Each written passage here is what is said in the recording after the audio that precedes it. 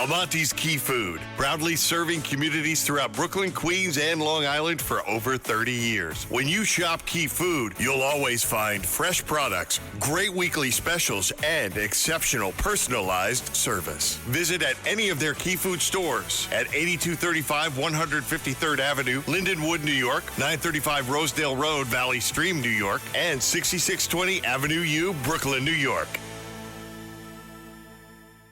Listen, all you New Yorkers.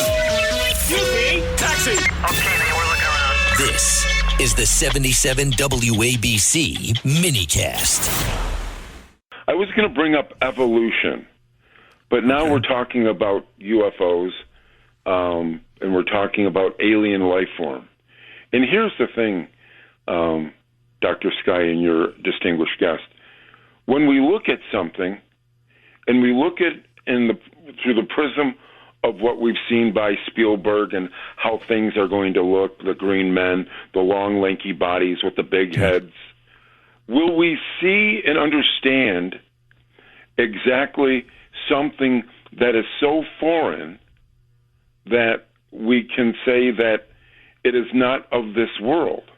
I can't think of anything that you could possibly think of that has not been promulgated by society, media, movies, TV, what have you. And so what I guess I'm asking is, when you look at something and you think it's otherly worldly, how do you know what you're looking at?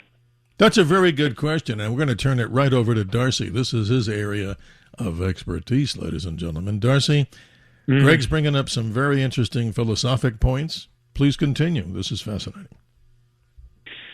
Yeah, I think the eye of the beholder is going to be tainted by their own ideology, their own logic, their own experience. And when they look at something like a UFO, they might say, demon, alien, or angel, or something in between. Yeah. It's a very good point that you brought up. It's hard for people to understand what they're looking at. Yeah, right, because we think aliens, well, we've seen them in B movies, right, Greg?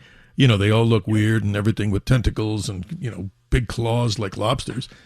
How do we know? I mean, that's an incredible conversation that we're having here. So, Greg, you get the last word, and also on the Boom Shakalaka, let's push that over to the Knicks as they score many, many baskets and win in the NBA Finals. But it originally came from an iteration from Sly and the Family Stone in the song I Want to Take You Higher when it was known as Boom Laka Laka. But whatever, right, Greg? Boom Shakalaka sounds good to me. I love it. And I mean, you know, you got to understand, I used it with Stephen A. and Chris Cuomo, but I got to ask you one real quick thing, and I want you to think about this.